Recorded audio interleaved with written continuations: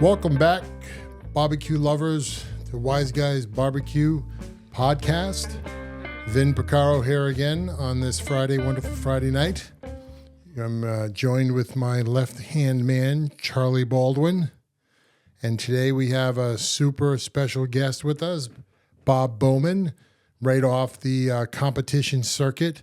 He's going to be sharing with us some of his information and knowledge about the weekend of giving that he just participated in, as well as some interviews he did with folks that went to the Jack competition and some folks who just actually probably are coming back from the Royal.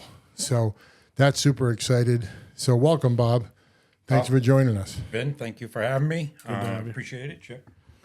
And so you want to almost eat that microphone, just so you know. Get right up close. Yeah, huh? the tighter you are, the better you sound. Excellent. So that's how I get my sexy voice to work. All right. So the weekend of giving was a week ago. Yes. And we finished up pretty strong. That was our last competition of the season. Yes. We actually came in sixth place in chicken. Nice. Ribs we're not going to talk about. Pork was actually a surprise. We finished first place. Congratulations. First That's place great. in pork, and a nice finish in brisket, seventh place. And this was out of 25 teams. We finished overall fifth. So All this right. is our first overall call in a KCBS competition. Oh, that's awesome. That's great. How long have you been competing now? How many years? This completes our second year. Oh, wow. So you're just getting on the scene I'm a here. newbie, yeah. Yeah, great. That's Bob, great. Bob, give us a little background on the weekend of giving. What was that all about? So the weekend of giving is an event that Inclusive Barbecue Events puts on, and it's to give back to the community. And what it is it's a toy drive, basically. Mm-hmm. Okay. It's a toy drive for the folks in barbecue to give back to the community. We donate, new toys, gift cards, and things like that to the organization, and then they're passed out, during the holidays. Awesome. Yeah. No, it's real special. Actually, I know you collaborated with Kristen Picaro, who has an article up on BBQ News. Yes. So, yeah, it gives the kind of complete breakdown of the winners and the folks that participated in all the great things that they do. They do a great competition. Do you know how many years that's been going on? I don't know how many years the weekend of giving has been a thing. Oh, I'm going to say, I'm not positive, but I'm going to say like 5 years. Yeah. Yep. It was actually, Weekend of Giving was my very first competition. And before this year, it was only a backyard event. So it was only 2 meets. Okay. One day, 2 meets. And my first competition ever was in 2022. Okay. Yeah, 2022. And then in 2023 kicked off our first full season. Nice. Now, has it always been a KCBS sponsored event, or when it was Weekend 2 of- meets? The No, weekend? No. no. So when it's a weekend It of was- giving, is more like, what do they call those, tailgates or something? What do they? Tailgate or backyard. Yeah. Okay. Gotcha. Right. That's Yep. why I said that. Okay. So those events were the sanctioning body was Northeast Barbecue Society, NEBS. Okay. Nebs. Yeah, Yeah. NEBS. You guys, both of you guys are pretty much involved with that, right? Charlie, you're a judge. I at am. NEBS. I am. And Bob, what do you do? Do you just judge, or do you are you on the board there or anything? No, I was just I was a judge. Yep. I went and I got my judging certificate through Nice. them and judged a few competitions, but no, I'm not on a board or Yeah. anything like that. So Stuff's a lot of work. I don't know. yeah, You know like what if I I mean? got other things to do. Exactly. Well, it's an entity. It's a business, right? You're gonna Right. meet once a month. You're gonna make sure the charter is being followed. That's cool.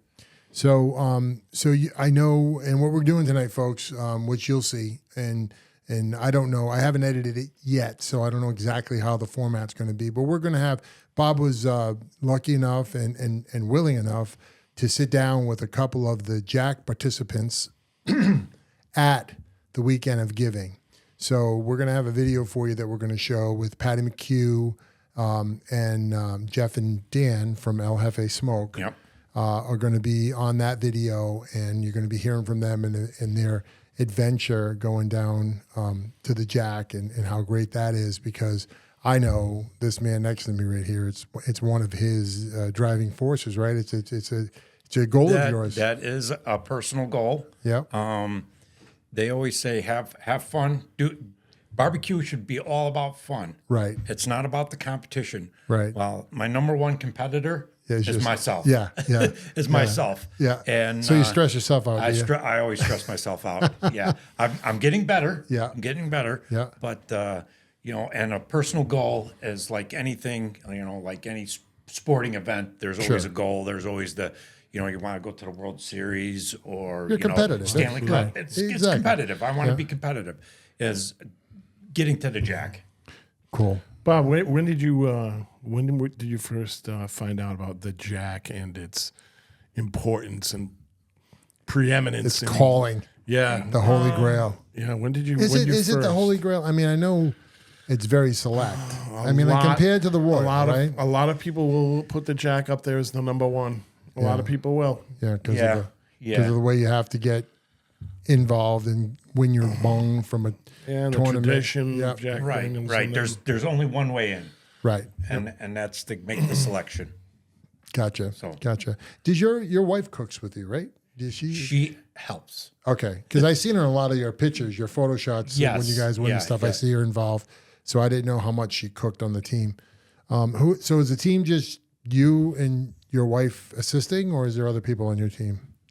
So 90% of it is myself. Okay. All right. Wife, sometimes my son, friends Yep. are there for support. Yep. They Yep. help set up, take down the site, get things going. Keep you focused. Yes, keep me focused. We have a really good friend, Julie Briggs. When she's there, she keeps me calm. Yeah. She keeps me focused. Is she a psychiatrist? No. Just kidding. Just kidding. Yeah. So she's like, relax. You got plenty of time. You got plenty of time. Well, you need that, especially right because you guys get your turn-ins, right? Your clock's ticking. So right, the clock's ticking. So there's nothing more disturbing is to be bothered at like say 10:30. yeah, Because that's about when chicken's going on, Yep. and turn-ins start at 12 o'clock, and they're every 30 minutes right. on the dot. And you're late, DQ. Yep. No, absolutely. That was our first eye opener when we went to Mass in May. We went to that was our very first competition. Rentham. Yep. Yep. And we were walking around, and they had the big silver clock, and that was like, okay, not because I know you guys are 9:22, but I think is there a time that you like set your other clocks by? Like I don't know if it's 9 or something. It seemed like there was a synchronization of clocks at a certain point, and then the day went on. And everybody had their own clock in their booth, in their trailer. Did they set that clock at the toast in the morning? I don't know. That's what I'm asking. I don't know. Well, Like that one I thought they did, but I'm not. So there is really no set time. But there's the official time, Right. And that's by the sanctioning body. Yep. So the reps from that body, so usually KCBS or NEBS, will walk around with the official clock. Gotcha. And they'll go, okay, it's 7:59 and such seconds. Right. Check your clocks. Gotcha. So This you're is setting the to those. official clock. Okay. That makes sense. Yep. Okay. I didn't know if it was like a golf tournament or game where they just can blow a horn. Yeah, and they that's blow the horn and let's go. Yeah, and everybody tees off. Chicken! Yeah. Right. No. Yeah. Gotcha. Bob, did you know you were gonna? Did you have a good feeling about your pork? Like, did you have like? No, not a clue. No, And just it was just like any other time. Just like any other time, I only cook. So we do just pork collars. Yep. So What that does what does that mean? Collars. the collars, that's above the bone, and it's the money muscle. Oh yeah. Okay. We just cook that. Yep. And for some reason, this time I only decided to do 2 of them. So I was gambling, okay. basically. And when it was time to slice it, I sliced it. I was like, boy, that's pretty good. Yeah. And then we tasted it. I had my wife taste it, and she says she doesn't have a good mouth for the food. Yeah. But she actually does. That's I think cool. she cuts herself a little short on that because she's really, she can tell a piece is better than another piece. Yep. And so when we sliced into the second one and we each tried it, she goes, "That's the one. Put Yeah. that one in the box." We're like, "Okay, great." That's and cool. and we went with it. Now you did 2. How many would you have done otherwise? Do you do more than 2? Sometimes I do 3 or 4. Okay. Yeah. Yep. And they're pre-butchered, so they're already trimmed out, and you're cooking just that. Yeah. piece. So where I get them from, I get most of my meats from Mr. Brisket out of Ohio, Yep. Okay. and they have they do pre-trim. So you ask them, I want competition collars. So what he does Gotcha. is I forget how much the fee is, but he hacks off the money muscle Yep. and sends it to you, and he sends it to you in pairs. That's the price is for 2. Gotcha. So usually I'd get 2 Yep. pairs, so I'd have 4. This time I was like, yeah, you know what? We're just gonna. Yeah. It's the last competition. We're just See that your back was against the wall, and you pulled it out. So yeah. Yeah. Awesome. Good job. That was great. So yeah. So those guys were. I mean, in our fans will say that Jefe Smoke, Paddy McQ, they were stoked. They were happy to be at the Jack. Huh? They had some. Oh yes. Yeah. Yeah. And- So I think Patty said that this was his 4th or 5th time Yeah. at Yeah. the Jack. Yep. And this is El Jefe Smoke's first time. Okay. And so to get their opinions, a veteran to Right. a newbie, Right. but they all seem to have the same enthusiasm going there. Yes. Yeah, well, it's the they're- show. It is the show. It's and they're like, it doesn't matter how many times you go. Right. It's get there and And if you get a chance to walk, right, even better. even better. So that's what El Jefe Smoke did, right? They get to walk at. Yeah, us? you get a call. So Yeah. you get So what does that mean? A call? What's a call mean? so a call is basically they call your name. Yeah. So you're one. You're one. So Yep. so usually it's the top 10, Gotcha. and you get a call. Yep. The competition that was this past weekend, the American Royal Yes. World Series, they actually do. There's so many teams. They actually do 25. Oh wow.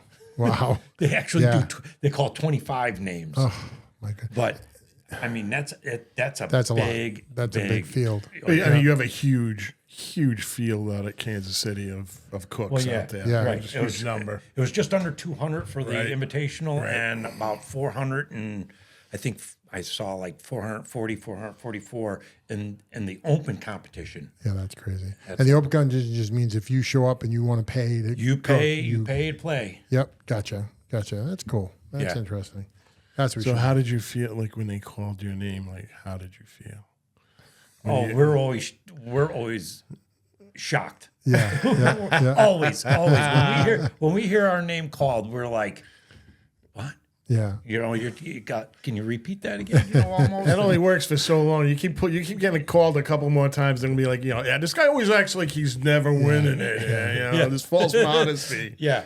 So No, it's always a good day when you hear your name. And it's really cool too because all the other competitors are supporting each other in that final moment, Yep. right? It's been a long weekend, so when you get that call, no one's like, "Oh God damn it, I didn't win" or nothing. Everybody's like high-fiving and belly bumping there and are stuff. absolutely no boo birds. Yeah, exactly. That's a good way to put it.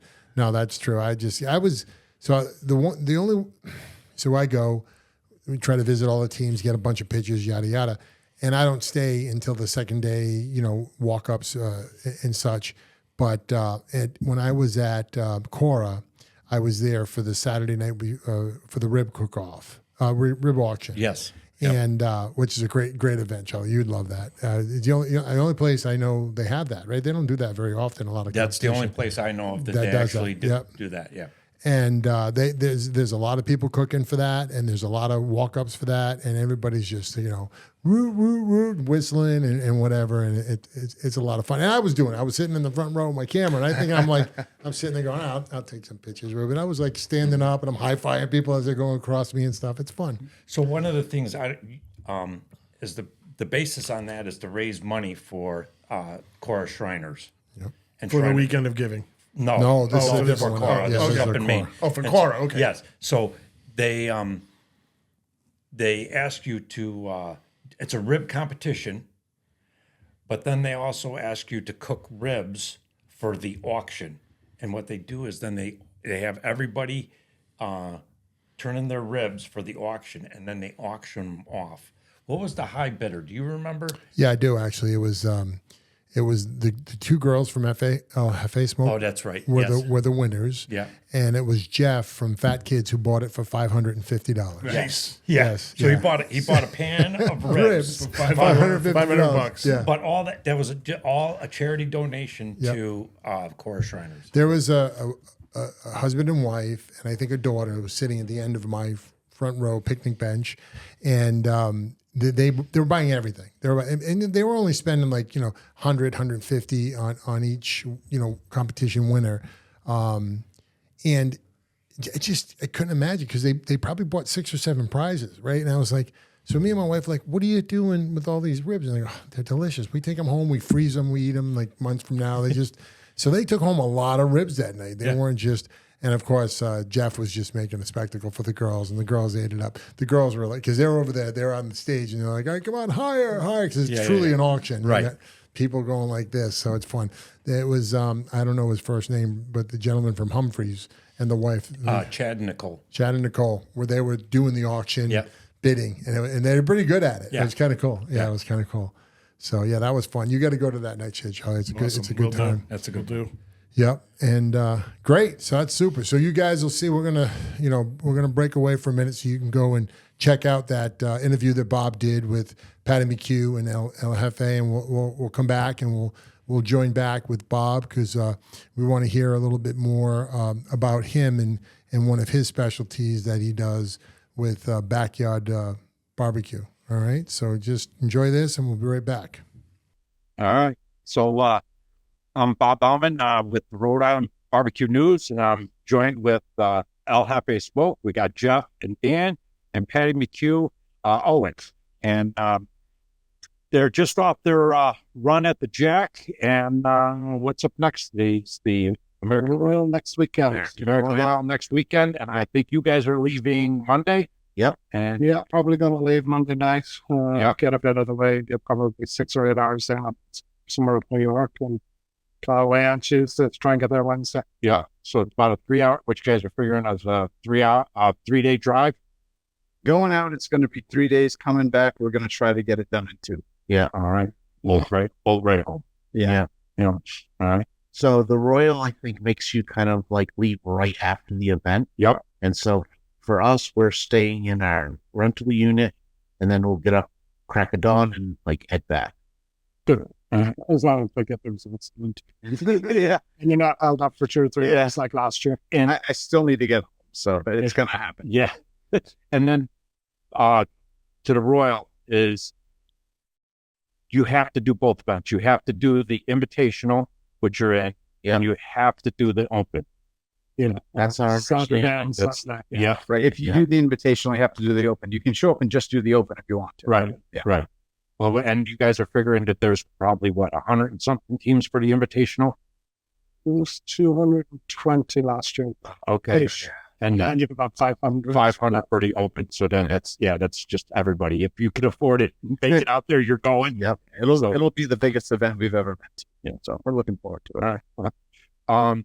So coming off the Jack, we have Owen, who is a veteran, Jack visitor, and we have the newcomer, El Jefe Smoke. Owen, what was your experience like this year? Just like the same as the other 3 years. It's, when you arrive there, you get chills. It's such a special event. And, I think it's the ultimate goal of any barbecue teams to get there. I think even when you get there and you participate, you want to get back and you want to keep going back. And I'm sure that's what Jeff and Dan are going to say because it's just special. Yeah. So before you mentioned that you figured out that you don't have to do everything, and you kind of like figured out what things you want to do from your other visits. But then you guys, it's your first chance. You guys probably wanted to cram the whole experience and everything in it, or were you selective as well? We were selective. We did what we were comfortable with. We brought in a little bit of help to help with the chef's choice. Brought my wife in to do dessert. Those are things that usually we wouldn't undertake, right? But this time we figured this is a big special event. Get a chance to get a call.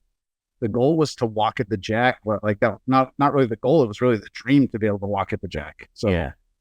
So we tried to get more chances so that we had a chance. And as far as like other events, like social things, like we talked to Owen and we talked to Bill, we talked to Faded, and said, what are the most magical things? And we tried to like do those like Miss Mary Bobo's, Dinner on the Hill, things like that, and try to like make sure we could focus on what we need to do and we weren't too distracted. But Okay. also like sucked in as much of the experience as we could. Yeah. So from that perspective, that's what we were trying to do. And like Owen and others like Bill and Mark and Christine were great at like advising us at like, hey, these are the real like magical things. Yeah. Gotta do these things. Right. And then we kind of made sure we did those things and kind of ruled out other things to make sure we had the time we needed to do what we needed to do. One thing I logged in or streamed and watching, I forgot who was, it was probably House of Q. They had the video of the parade. Did you guys do the parade? Yeah, we did the parade. Yes. Yeah. Owen smirking. I did. I bypassed it this year. We had done it the other years. Again, just timing with other things going on. We wanted to go up the hill, which is directly after. So once you participate in parade, which is all of 200 yards long, you board a bus up to the distillery, up to the outing. We wanted to do that, but we still had to get back to it. So what's the outing on the hill? Basically a catered event. Yeah. Right. Like you get to go up there, you have a dinner, like all the teams are up there, you get to mingle, you get to chat with people. It was a great time. Yeah. And you get to see the sunset right over the heart. Yeah. So that's kind of, I think after the years, it's centered about that, getting there in time to be able to go out and look at the sunset. Right. Grab a bite to eat, see the other stars barbecue, like see TV and things like that. Nice. And talk to them. Yeah, it was our first year, and maybe Owen can chime in more on this, but the weather the entire time we were there was honestly phenomenal. Like low 80s, high 70s, high 40s at night. Like it was absolutely phenomenal. And the sunset, like the weather was clear, it was beautiful. Like I don't know, we've never been previous years. We've heard some stories, but like it was really a great year for us anyway. There, it was really beautiful. Somebody did make the comment that it was the warmest one and the best weather ever. Previous 3 years, absolutely agree. I think it was the first year I was there. They were towing trailers, campers out with a forklift digger. I think in 19, maybe it was like 2 weeks after the whole place was underwater, 2 weeks after we were there. It was right halfway up the hill at Mary Bobo's out of the park. And somebody sent pictures of that. So, and it's definitely this year. It's a lot. AC was running 24/7 for the 3 or 4 days early. Yeah. All right. So what was a most memorable experience for you guys? Well, for us, it was walking. We hit a perfect score on ribs, and we got to walk the stage, and we got to go up there and celebrate. That was just unreal. Like at no point did we figure we would get a call. We were just happy to be there. Yeah. We were happy to meet all these other great personalities, all these other great barbecue cooks. And the fact that we got a call amongst all of them was just, it was amazing. Yeah, I don't think either one of us are even, maybe I don't want to speak for Owen, but I know he's gotten a call and walked, and to walk up through that crowd and have everyone, And you feel the love. everyone it's is so loud. just excited for you. It like everyone is legit excited for you, and it's a little overwhelming how happy people are when you get a top call like that. And walking up there is a unique experience that you can't put into words. Owen, did you have any memorable experiences this I year? heard two actually, believe it or not. So we were lucky enough to get a call in dessert. We got a 180 out of I was 13 of them. So I mean, that was memorable. As they say, like anytime you walk up there, it's memorable. When you walk from the back, it's even better. That was the one thing I haven't managed yet, because in 19 we were actually right up the front. So I felt a bit shortchanged there with the experience. But me walking up this year to get that, actually the second most memorable part, actually I was supposed to call all of them, it was actually seeing Dan and Jeff going up, because how much work they've put in this year, being able to witness it. And not only that, but Billy getting first place in dessert, and Sean Smoking Hogs getting first place in dessert, first place in Chef's Choice, seeing McQ going up. So they were all memorable experiences, but the one is seeing the two boys here going up, and yes, I know how much it meant to them. Right. I still feel like back pain from the outside. So I was halfway up and stood up to meet them, and they were walking by. That was nothing special. It felt like, for me, like it was a lot to take in, and I just kind of remember Owen, like it felt like he jumped out of the crowd like Devil Dan and Dan. It was like, where did he come from? It was pretty amazing, actually. And then I got a hug too, but it was like I was a little behind Dan walking down, and like it was like he was like a leopard, like just jumped out of the crowd and like hugged Dan, and it was pretty awesome. I mean, that's the excitement. It's like everybody's there. If it's not you, you want it to be somebody. Right. I think the people near me get sick of me standing up, because you had the Smoking Yes. Box Hall, Luke. I'll have playing. Yep. House of Q. House of Q. Yeah. I mean, we get up to respect them all, because it is such a momentous occasion. Right. Yeah. I mean, just to the effort to get there, and then that extra achievement of getting called and going up there. And It was unexpected and exciting. I mean, we were kind of sitting there listening, just having a blast, cheering everybody on. When we heard our names, I was like, did I hear that right? Yeah. Well, like, I don't know if I heard that. Hold on, repeat. Yeah. So at the beginning, what I noticed is, when you get there, there's lots of swag or stuff that's already prepared for you. Like I saw people, like you got a flag with a banner with your name on it. You got the big disc, the barrel head. Yep. Yeah. Yeah, and that's a big deal. It's almost like a yearbook event, right? Like everyone who goes, like all these teams get barrel heads, and it's really a cool event where you go around, you sign other people's barrel heads, they sign yours. Yes. And you can spend all day, and it was nice to go around and actually get to meet some of those people. Next thing you know, you're standing next to people that you've looked up to and that you've watched from afar on social media and things like that. All of a sudden you're just meeting them, and they're just like always normal, down to earth people, and they're signing and asking for your signature, and you're like, wow, I'm not even worthy to be here, Yeah, who am I? And cool. You're known for a particular drink. Did it make an appearance at the Jack? It was there. I think only In a private. few people participated that knew about it. Okay. Advertised it. It did not leave our trailer. Yeah. Okay. So All right. yeah. But So it did make a trip. it made the trip. It was there. more special event, and then house event. People that knew about the purple drink. Kate stopped by. We made a few, and that was it. It was not. It did not get out of hand. It did not get out of hand. No, you're there for business. You also have to remember you're in the drink. Correct. That's right. Yeah, there's no public drinking. So, and again, we didn't pour large drinks. We'd have a small little memorable toast one and say, let's go. And they even advise against, oftentimes I serve it in like a red Solo cup to people, and there was some advice like, don't do that. Like, Because something like this is okay. Yep. But, low key. Low key. There's low key. And then there's low key. Right. That's the Jack. Yeah. So interesting. Yeah. How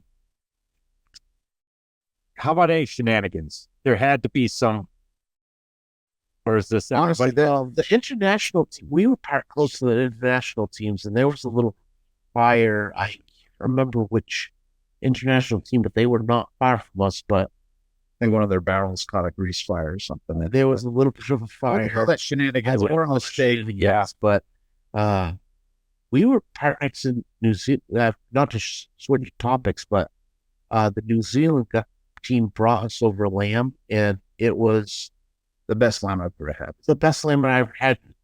Me too. And they were like, "Oh, that wasn't even good enough to turn in. They turned in other lamb," and we're like, "What? Like, I want to taste that lamb." If you think right? or So this is for the cook's choice. yeah. And they were blown away by how few people, like on the U.S. side, even had lamb. Like, there was a bunch of teams that Just never had that. never had lamb. And Dan and I, and probably Owen, we've all had lamb. We love lamb, but they were shocked by the lack of lamb in the United States. Yeah. And whatever they gave us was delicious. Didn't they ship that? I don't. I- Pretty we sure have I no saw idea. somewhere that they may have shipped it from home. All I know is it was delicious and it blew my mind. I Yeah. didn't know lamb could be that tender. Yeah. So about your cook, the 4 meats, did you do anything, or did you just run with the same program? Did you cook more to give you more choices? No, or you Dan, take it. Yeah. No, we did exactly what we always do. And the funny thing was, when the cook started, we started it the night before, like I do. I put some of the larger proteins on and things like that. When we got up and started cooking, it felt like any other barbecue event. It felt no different. We were just focused on the cook. It literally felt like every comp we've ever done. When you left to go do the turn-in and you saw the crowd of people at the turn-ins, that's when it hit you where you were. But when we were on our site, it kind of didn't hit you. It just felt like you were doing any old barbecue comp. And we did exactly what we always do. We didn't change a single thing. We figured that got us there. That was our best chance of doing it. I think we were all lucky because we were on the quiet side of the event. So yeah, once you go into Westmount Park and you go in down the aisle, they got a Millionaires Row in front, and the actual turn-in tent and the shadow over to the right-hand side, and then we were all over further. So the crowd was less over there, but say it's only when you get to the actual turn-in, you realize how many people are around, how big an event it is. Yeah. The turn-in times the same, or are they 1 hour apart? They were half-hour delayed. Yeah, that's the biggest. So they had a delay. Yeah, well, Chef's Choice went at noon. Okay. So that pushed Usually everything back. Yeah. Yes. And so Yeah. it went Chef's Choice, then chicken, then ribs, then pork, then brisket, and then dessert Okay. came at the end. Going to say, did that have any effect on you? Because I know this year that really affected me because I do everything from memory. But Yeah. Yes, side it- clock right. time. We So it's, we struggled a little bit with it, but honestly, we made it work. Yeah, with the two of us, we just kept each other in check, and we know each other's programs so well, and we just adjusted and kept asking, like, what should you be doing something right now? And and reminding each other, hey, it's 30 minutes later. And I think we got I think we were not impacted in the end by it at all, but that 30 minutes can make a big difference. When turn-in started, it didn't matter because it's just like clockwork. You've done it, you've repeated it so many times that we don't even really look at the clock. So once Chef's Choice went in, and then we got the chicken, everything just kind of flowed on. Yeah. Right. You get past that half-hour delay, and then it's just it's muscle memory. just thinking of the countdown, like the one difference, and I didn't cook any more than I would in a normal competition. But the one difference is for chicken, you have to turn in both dark and white meat. And it's interesting to see some pictures afterwards because, what they consider wings of white meat, chicken breast. Right. And so you'll have people who will turn in exactly 7 pieces. So I think I saw one box with 6 chicken thighs and 1 side. I saw the hell box. Yeah. And it's interesting because I know I'm always kind of thinking of the choice. So you want to have 6 and 6 of whatever you have. Right. But again, it's rules are the rules, and it's a minimum of 7 pieces. Yeah. As of number 7, Jack Daniels. Oh, okay. The only one that they made the error on this year was dessert. You only had to put in 6 pieces. We still did 7. Yeah. Most It people. felt like the lucky thing to do. What did you guys do for dessert? My wife actually made a cinnamon roll cheesecake, and she was the first score that didn't hit a perfect score. So perfect score is 180. She hit a 179.4. So she was like one judge on appearance score going from a 9 to an 8, and she didn't get the call. Cheesecake So seems to be the dessert of choice. it does. We actually were working on parfaits and a lot of other things. My wife really busted her butt trying to get these like mousse parfaits ready. And then it was about a week before we went. She's like, I'm just going to do a cheesecake. Yeah. And she hit one Yeah. right out of the park. think- I mean, it was amazing. I think she's going through all the watching it, and I was like, and then you scroll through the pictures because they posted everybody's picture. Yeah. So and you're like cheesecake, cheesecake, Yeah. cheesecake, cheesecake, cheesecake. Well, You know, cheesecake is nice and refreshing. You usually get it cold, right? It's an Yeah. awesome dessert. And it's just like barbecue. You have to remember you're not cooking for you like it as well. So if dessert or if cheesecake is what scores in dessert, if you start deviating away from that, chances are you may not hit good score. Right. All right. well, so it's off to the Royal. Wish you all luck. And Thank you. We're rooting Appreciate it. for our New England teams here. We're gonna try to represent well. Yeah. All right. For each other. Yeah. Well, congratulations, and hopefully next time you got the crowd on. Yeah. That'd be key. Any of us New England teams would be amazing. Beatty got it last year. Yep. It's been another one of us could get it this year. It would be awesome for all of us. Oh yeah. We would be all thrilled. Yeah. Well, thank you for your time, and good luck. Thank you. Thanks. All right, folks. Hopefully you liked that interview that Bob did. It was great. So, one of the challenges we have, we're in Lincoln, Rhode Island, and a lot of these folks, they just, logistically, they can't get down here, right? El Jefe Smoke's a great example. I think Jeff is from New Hampshire. That's correct. And Dan is from Massachusetts. Yes, Yeah.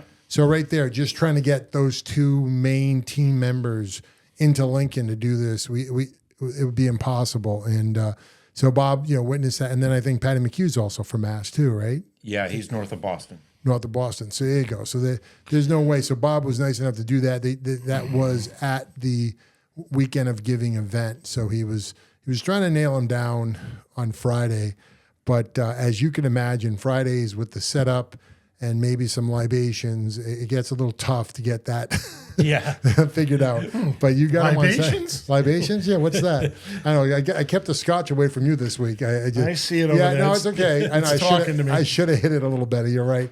But that was great. Thanks, Bob, for doing that. That was great timing and a great idea by you. So I have a little idea about solving our logistics problem with people that are a little further away. Oh yeah, what's that? Well, we'll talk about it off camera, and I've got a couple ideas. Can I get a Winnebago? Okay, well, we're done talking. You just blew it out of the water. Wise guys, Winnebago coming your way. My wife will hate you. You are no fun.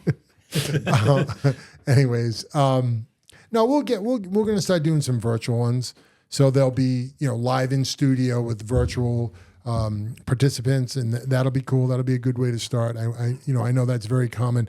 I give huge kudos. Bob does live on Facebook, and then there's a talk show too. I can't remember the name of it that comes up weekly that does live on Facebook, and there's a lot that goes, a lot of moving parts in that, right? Because the people that are jumping on don't always have cameras and microphones, so they're using their cell phones sometimes, and they're getting in there. So but they come out nice. So I think we can get there on the live event, but I keep getting warned away from it. So this is cool too. I like doing this because this gives us a chance to figure out what we want to talk about and bring some good content. And now that we've been warned away from it, we have to do it. Of now course, to see of how, course. Don't how we dare, can, see how don't we can you destroy dare put ourselves. a line in the sand with us. Exactly. Well, it also gives you the opportunity when chip goes off the handle here. You can edit. Exactly. Well, that doesn't happen. Luckily, it doesn't happen too much, so that's nice. But it's that damn scotch. Anyways,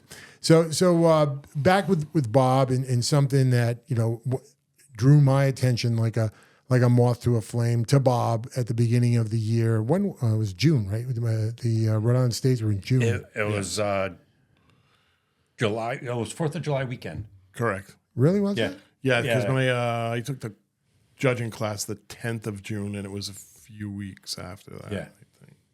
No, I'm talking about the state with Matt Pereira. Oh, Yeah. the state. Yeah. No, that was I thought it was in June. Anyways, whatever it was, my barbecue's fogging my brain.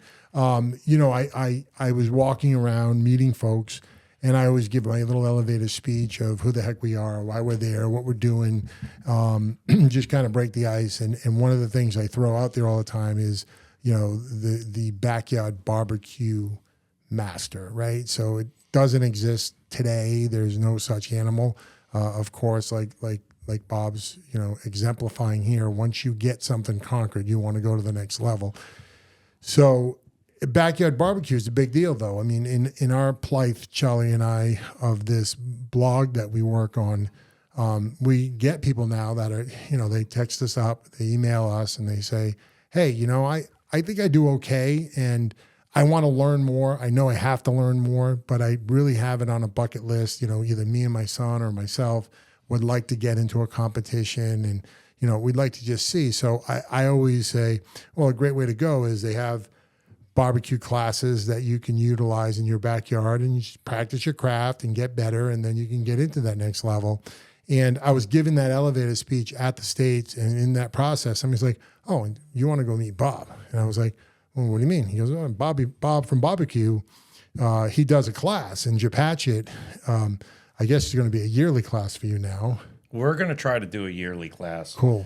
So tell us about that, because I think that's fascinating, because it's, you know, it's not only awesome, but it's the right people getting the right education, right? Right. So last spring, I had the idea of, like, let's do an affordable class for just the average guy, The backyard the guy. backyard Yeah, guy, you know, who has a smoker. Some people are intimidated by the smoker. Some people say, "Oh, I just pull it out and all I do is ribs on it," or, you know, I struggle with this, but I do this, and, you know, that's about it. And so I said, okay, I'm going to do this class, and if you've ever went and you start searching for barbecue classes, these guys get good money, and I'm not putting anything on them. I understand, you know, but those are competition classes, and I understand that you're giving out your kind of your trade secrets and how you do things, and, you know, Right. You know, Their expertise, right? Yeah, their expertise, and I've taken a couple of them, so and it's helped me a lot. So you appreciate them, yeah. Right. So, but the class that I wanted to do was for the average, Yep. the guy not competing, struggles, you know, might struggle, or thinks, you know, I can improve, take my barbecue to the next level. And so we did this class, I think it was in April Okay. of this year, Okay. in Patchett. And we had 15 attendees. We gave out a Nice. lot of good stuff to them. That's a good number. I didn't all right, expect it to be that high. Yeah, 15. No, that's good. That's a good number. Yeah, I was shooting for more like How 20, did you- 25, but 15 was. Oh, you thought you were How'd you getting get the more? work out? I thought I'd get more. How'd you get the word out? Like, how'd you market it? Did you do something on Facebook, or did you Yeah, just I hung up flyers. Yep. I passed out flyers, and then Facebook, and Gotcha. then just word of mouth. Now, did they bring the meats, or did you supply No, the I meats? supplied the meats. So see, there you go. That's why these things get costly, right? You're right. buying, Yes, your exactly. And Yeah. and did you limit it to a certain meat, or did you have a couple meats? How'd that So work? I basically did chicken wings, Yep. I did ribs, and I did pork butt. Yeah. And it's basically, those are the ones that, you know, not many people will delve into the world of brisket. No, it's too damn And then expensive. I also time-wise, Yeah. Yes. Brisket, you know. You had them the other night over. Yeah. Okay, everybody bring your sleeping bags. We're sleeping over. So I kept it simple, and there was a few people that attended that were interested in competition, or just starting competition. Okay. That asked. I said, "Well, this isn't a competition class, but if you have questions, Right. You're I'll the do guy. my, Yeah. I'll answer them." Right. But, you know, just so you know that this is not a competition class. So the next class, next spring, I'm going to try to do is a backyard competition class. Cool. And this is strictly for the person that is interested in competition, has done a couple competitions, wants to maybe improve or pick up different techniques. Right. They want to level up. Yeah. Yeah. And we're just going to do backyard because, again, no one has hours to sit there and Sure. do a pork. And my idea is I'm going to set it up as a competition. Oh, you're going to run it like I'm a going to competition. run it like a competition. So I'm going to tell people, get here at 6 a.m. or Yeah. 7 a.m. Get your stuff My going. turn-in time is for chicken is going to be noon. That's a great idea. My ribs are going to be at 12:30, and I'm going to do everything from prep Yep. to cook to the turn-in boxes to turn in, and then I'll let you guys. Well, like we were talking about a minute ago, that's half the battle, right? Is getting and feeling the stress of the cook. It's just not cooking. I mean, if everybody had all day to do one thing, it'd be easy. But Right. having that multiple things Yeah. on a clock, Right. that's a great idea. That's a good idea because it'll teach them a lot. One of the things that I've learned is being flexible and knowing how to deal with certain situations. while you're processing. Yep. While you're on a time constraint or you're under stress, is how to deal with certain situations. What was the most stressful thing you had to endure in a competition? Did you have a fire go out, or could you not like? I've hit a had fires go out. I couldn't get pits up to temperature. temperature. Yeah. What do you primarily cook on? Are you on used barrels? I'm a Weber Smoky Okay. Mountain. Yep. I have 5, Yeah. Yeah. which to me, it's just the same concept as a barrel. Yeah. Yeah. It's kind of like it's direct heat from below. Right. It's the same. Yeah. It's the same concept. No, and it's amazing because it was actually we laugh about it when we drink bourbon. But Tommy the butcher, who was on our show, Right. he cooks on Weber's, and he does a big family event every year in his backyard for I don't know, it's close to 50 people, and he was freaking out because he couldn't get his Weber up. He just couldn't get his Weber up in temperature. He's like, I don't know what I'm going to do if this thing. I don't know what it is. I'm doing everything the same. He just didn't have his damn vents open enough. Yeah. He had his dampers closed on his Right. vents, and he just didn't. No just oxygen. Complete Yeah. brain fart. And he's freaking out. Like he's like, I'm gonna go buy McDonald's in a minute. You know, like, so he got it going. But like he was like total brain fart. I'm like, yeah, it happens, especially when you're stressed about something. Yeah. And I've had so I also bring a pellet grill with me. Yes. And I basically use that as a warmer, as an oven. Okay. Okay. Yeah. And I was at a competition Yep. and I had just finished cooking dinner and I shut it off and I said, oh, wait a minute. I think I need to turn it back on Yeah. and I'll just let it go. And it wouldn't catch. It wouldn't come up to temperature. Yeah, you didn't pull the ash out. It wouldn't just, so I've done that so many times, and especially with a pellet. So I actually went around to the other teams and I said, hey, does anybody have a Green Mountain grill? Yeah. And they're like, yeah, why? What's going on? I said, it won't come up to temperature. And he's like, when we're fooling around, we watched the auger put in the pellets and he goes, you have a bad igniter. Oh, that would you? So you had? Oh, yeah. So I was Nothing like, doing about all right, that. geez, now what do I Yeah. do? So luckily I was, it was in Connecticut. Yep. I actually put the smoker in my truck, Yep. drove home, Yep. pushed it off, got rid of it, and I brought my Weber. I brought one of my. You my abandoned it. I abandoned it. I brought my the trusty old Weber kettle with me, and I worked on that. Was it a chest pellet smoker? Was it a chest, or was it a? What was the shape of it? Oh, the pellet smoker. Yeah. It's like a Traeger. Yeah. Yeah. Okay. Yeah. Yeah, It's a pellet grill. I've had Yeah. an igniter go on me. I replaced it. It wasn't a big deal. You got to pull the whole auger block off to get to it, but you know it's not a big deal to replace them. I've had that same problem. But the problem I had is like I shut it off, and oh shoot, like you said, it comes down to 100 degrees. Oh, I want to go back on. So you turn it back on, but what we don't realize is that whole burn box was filled with ash now. So the pellets that are dropping in are not getting heated because you're not getting igniter- oxygen either. Yeah. your igniter's sitting in the ash and it's not heating up. It's not burning your pellet. So you're like, oh shit. Next thing you know, you got like 3 pounds of pellets uncooked in your box. You're like, my shit's broke, and it's not. It just needed to take the ash out. And then, and here's the trick, right? You know what the trick is? A Bic lighter. Because if you just go in and manually light a few of the pellets, the fan kicks them going again. And So then we tried that. We tried all sorts of things, and the guys and someone he goes, "Yeah, true, igniter." You know, Yeah. I was like, "All right, back home it went," and I got the trusty old Weber, and there you go. Yeah. and Yeah, I your believe go-to. I believe that was a backyard competition, and I believe that competition was my first grand champion.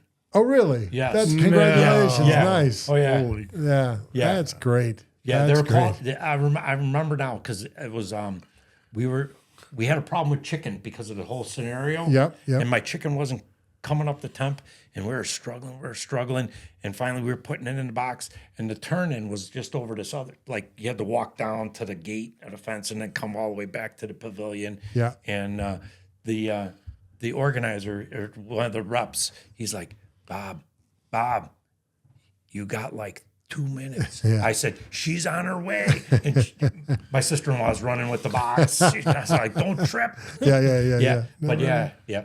That's cute. That's cute. Yeah, because I love to hear stories like that. So people don't think it happens, but you know, it happens to everybody, and that's how you learn. That you got to screw things up. To Well, I learn mean, from yeah. it. I mean, you know, for, I don't know, let's say, I think it's been about 30 years. I've been a carpenter. Yeah. Okay. All right. So I've been a carpenter. Yeah. And everybody goes, oh, I'll take care of that. I'll do that. The homeowner will say, oh, I'll do the Oh, base. yeah, I'll do screw the that. I'll do the baseboard. I'll do the baseboard.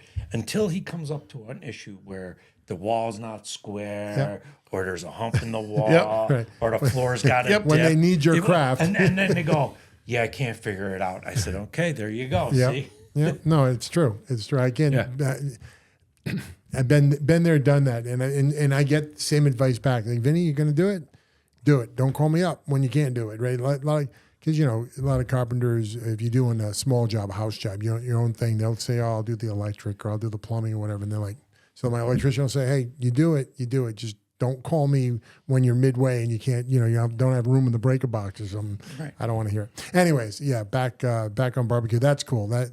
That's a cool story, and I love your class. And I think it's a great idea to run your next one like a competition. I think you'll be, you know, you're going to teach technique. You're going to teach everything they have to do to get their stuff cooking, and then they're also going to know how to get things turned in. Not that familiarity with how things are run, Right. Which you know I think is really one of the main things for an initial, you know, a first team jumping in there is just like, hey, being familiar with how everything runs, so you don't panic when things are going on. Yeah. And, that class can be know your huge. equipment. Yep. Know how things work. Yep. And then get down your timelines. Yep. Your timelines are like your Bible. Yeah. You know, it's everything is going to be fixated on that timeline from the turn in to like when you're going to start doing your prep. Everything is, you know, by the book. Some guys have it in their head. I know a lot of guys have it in their head. If you go to my site, I'll have my spreadsheet taped to the cooler, taped to the Cambro, and that's it. And I will always go back and say, You're very it's 3:00. You know, on Saturday, on turn-ins on Sunday, it's 3:00 on Saturday. What should I be doing? And I'll look at my list and go, okay, I have an hour. 4:00, I'm going to start doing this. So then I was like, okay, I got an hour. What can I do in an hour? Right, Okay, right, I'll right, go right. walk around and talk to people and Yeah. stuff like that, and I'll be back in an hour. And then meanwhile, Bill and Sean are like just sitting in easy chairs like this out in front of their trailers, like relaxing. Oh, or something. Bill, yeah. I mean, He's he so can- used to the Yeah, the he's things. he's so used to the atmosphere and, Yeah, and the whole he's so system. calm. He's just like, yeah, all right, yeah. All right, awesome. let them all screw it up. Yeah. And I'll just come waltzing Yeah. down. Yeah. I mean, if you talk about a master of their craft, Yeah. that has to be Bill Gillespie. Yeah. I mean, he can cook anything to perfection. That's awesome. It's- So it was you that told me about his turn-in with the wieners, right? Was that? Yeah. So Yeah. that was at the Jack. Yeah. And he it was Cook's Choice. Yes. Yes. And He did hot wieners. he did hot wieners. And Did you hear about this? No, but Let Bob tell you the story. fascinated. This story is great. Bob, tell him the story. It's awesome. Oh, I just Well, I just knew that he won. He Cook's bought Choice. Wagyu hot dogs, Okay. and you know, so because the Bob introduced me to the story where he said, he probably spent some money because he did brisket, minced meat for the top of the wiener, and he did a Wagyu beef hot dog for the wiener. And but meanwhile, you got people that are spending like hundreds and hundreds of dollars on their choice meats or lobsters. People were bringing lobsters and stuff. Yeah, there was lobster and Wagyu beef tenderloins. Yeah. And, So I'm sure Bill spent some money, but I'm sure he spent like a tenth of what these other people, and he killed it. He crushed it. He won. Yeah. So that was awesome. The guy can cook anything well. I mean, it's unbelievable. Yeah. Yeah, that's great stuff.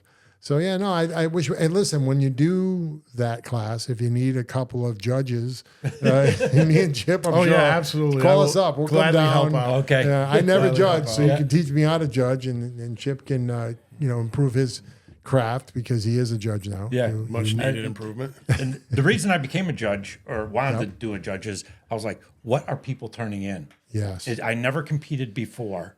And I'm like, okay, what is being turned in, Yep. And so you understand the process of what they're looking for and everything. So that's another newbie trick, is not a trick, but a tip, is to become a judge. Become a judge. Yeah. Become a judge. Sure. Yeah. Take a judging class, and they need judges. They're always looking for judges. Yep.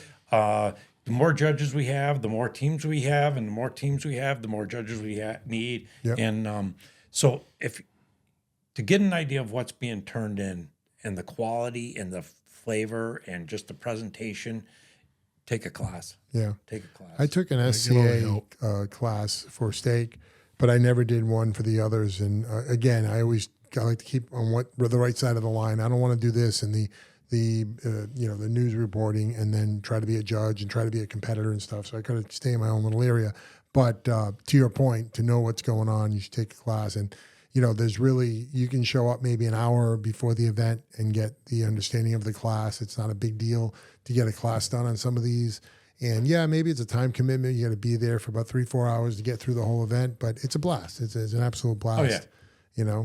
So yeah, good deal. It goes fast. Yeah. I mean, the one that I did was it was just basically what I was talking about. It was a intro to barbecue competition. Okay. Was done in the morning. Yep. And then it was the judging class and certification in the afternoon. Okay. Yeah, was that the one? Did you guys do that together? I did the one at Miller's Crossing. He did the one in Miller's No, Crossing. but you did the judging there. But didn't you take a Yes. class like a month out? Yeah, at Miller's. Yeah, was same that place. Miller's? Oh, I gotcha. Yeah, and it was basically this. I mean, like you said, they went through some classroom stuff and paperwork and that stuff. But then it was like a real competition. They started turning in boxes of food and Right. and you were filling out the slip and You're filling out the slip. Yeah, and then it was really really well done, and I took a lot away from it. Very good. Yeah. Oh, good deal.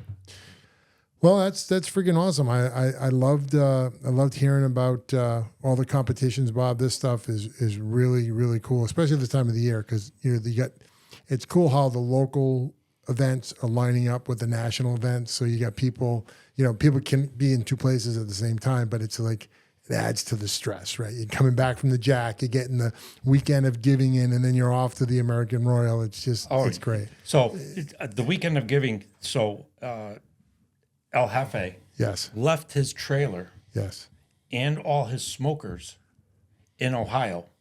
Oh wow. He cooked that weekend of giving. Yep. On borrowed equipment, a borrowed trailer, borrowed a smoker, and I think he pulled out an old smoker. Oh, that's what he did.